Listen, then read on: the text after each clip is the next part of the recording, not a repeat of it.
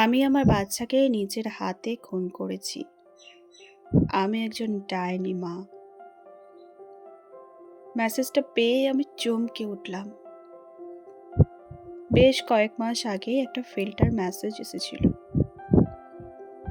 তৃষাদি, আমি তোমার লেখা পড়ি।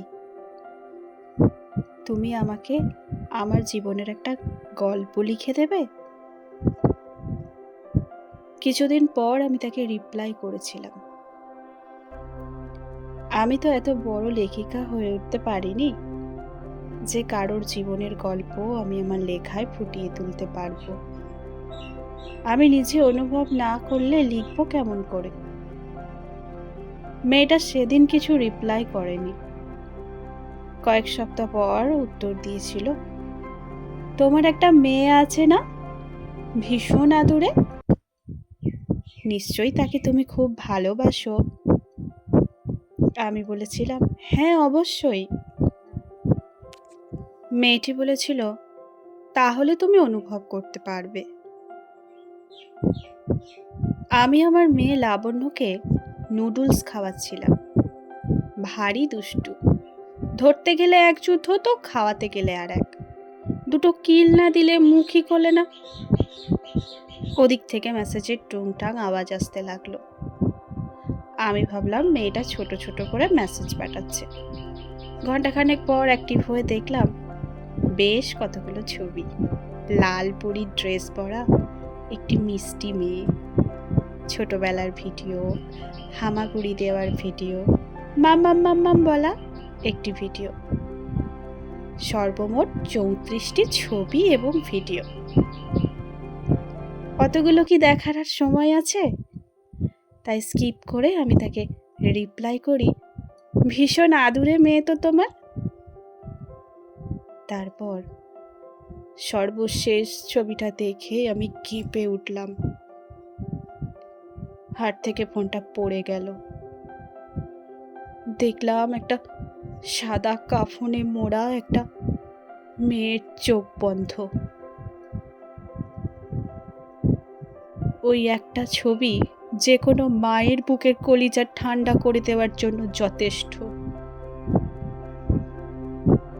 মেয়েটি মেসেজ দিল, ভারী আদুরে মেয়ে আমার, তাই না দিদি? আমি বললাম, হ্যাঁ, কিন্তু মারা গেছে। আমি আমার মেয়েকে নিজের হাতে খুন করেছি। আমি একজন ডাইনি মা।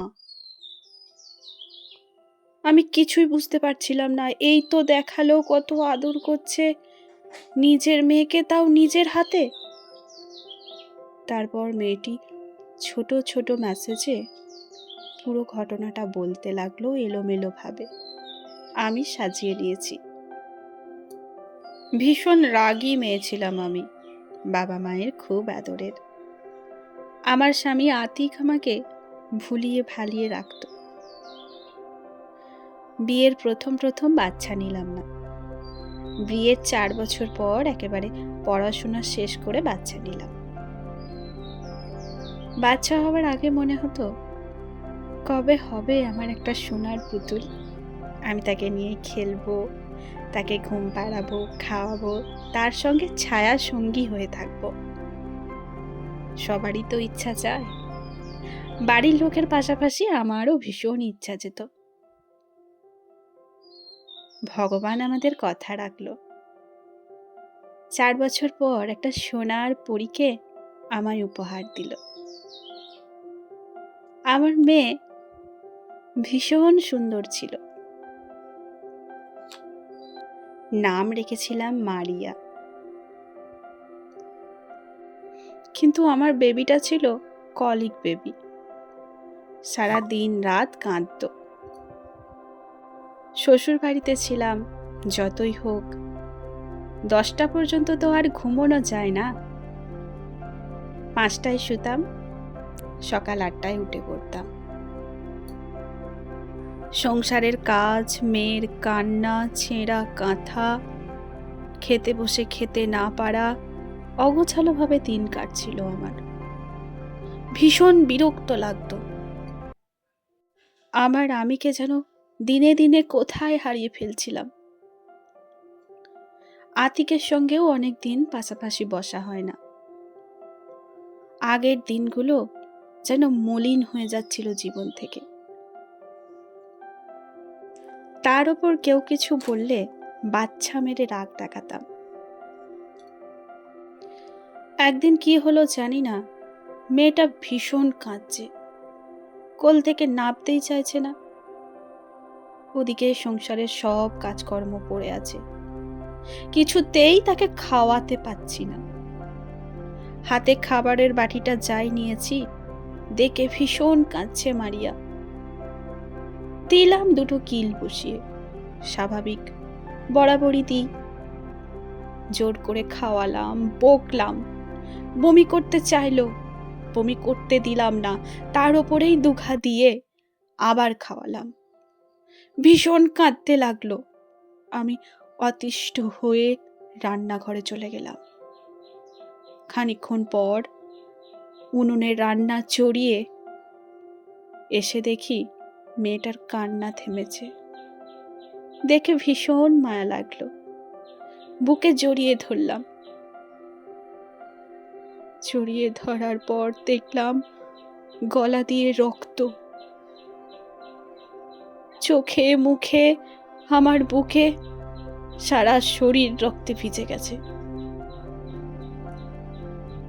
মারিয়া মারিয়া বলে অনেক ডাকলাম, চোখ খোলানোর চেষ্টা করলাম, জল দিতে গেলাম, দুধ দিতে গেলাম, কিন্তু কোনোভাবেই চোখ খোলাতে পারলাম না। ব্যর্থ চেষ্টা করলাম আমি আর মা। তারপর হাতের কাছে যা যা ছিল সেটুকু নিয়েই ছুট দিলাম হসপিটাল। তখনও বেঁচে ছিল আমার সোনার পুতুল। তারপর হঠাৎ ডক্টর এসে খবর দিল মারিয়া আর মারিয়া নেই, একটা লাশে পরিণত হয়েছে। আমি নির্বাক চিত্তে বসে পড়লাম। দুদিন পর মারিয়ার লাশ দিল, কিন্তু ওরা আমায় একবারও ছুঁতে দিল না। বলল, রাক্ষসী, গরু ছাগলও তো নিজের বাচ্চাকে আগলে রাখে, আর তুই তোর মেয়েকে মেরে ফেললি, ডাইনি কোথাকার। আমি কি বলবো বুঝতে পারছিলাম না। কিছুদিন পর আমি তাকে আবার মেসেজ করি, কেমন আছো মহিমা? মেয়েটি উত্তর দিল, আমি 6 মাস রিহ্যাবে ছিলাম, ঠিক করে খেতে পারিনি, ঘুমোতে পারিনি। সব সময় মেয়ের ওই হাসি মুখ, দুটো নিষ্পাপ চোখ মনে পড়তো। গলা দিয়ে খাবার নাবতো না, ওই রক্ত মাখা মুখ, রক্ত মাখা গলা আমার মনে পড়তো। সেদিন গলায় আড়াআড়ি ভাবে মাছের কাঁটাটা আটকে গিয়েছিল। আমি যদি তাকে বমি করাতাম বেরিয়ে যেত, কিন্তু আমি তা করাইনি। তার উপর আমি তাকে মেরেছিলাম। সেই ঘটনা আমি ভুলি কি করে? দিন রাত তাড়া করে বেড়াতো। তারপর আতিক আমাকে বিরক্ত হয়ে বাপের বাড়ি দিয়ে এলো। বাবা মা চেষ্টা করলো মারিয়ার সমস্ত চিহ্ন মুছে ফেলার, ছোট ছোট জামা কাপড়, খেলনা, তার যাবতীয় সরঞ্জাম লুকিয়ে ফেলল। কিন্তু মায়ের মন থেকে কিভাবে মুছে দেবে মারিয়ার স্মৃতি? কি হতো যদি একটা দিন আমার মেয়ে না খেত? মরে তো আর যেত না। এই তো আমিও 4 দিন খাইনি, আমি কি মরে গেছি? আমি তাকে সান্ত্বনা দেওয়ার চেষ্টা করে বললাম, ওটা অ্যাক্সিডেন্ট ছিল মহিমা, ওটা তোমার দোষ ছিল না। সে বলল, এটা তুমি বুঝলে, কিন্তু ওরা বোঝেনি। ওদের কাছে আমি রাক্ষসী মা, আমি ডাইনি মা। আমি আমার বাচ্চাকে নিজের হাতে খুন করেছি। তোমাকে এসব গল্প কেন জানালাম জানো দিদি?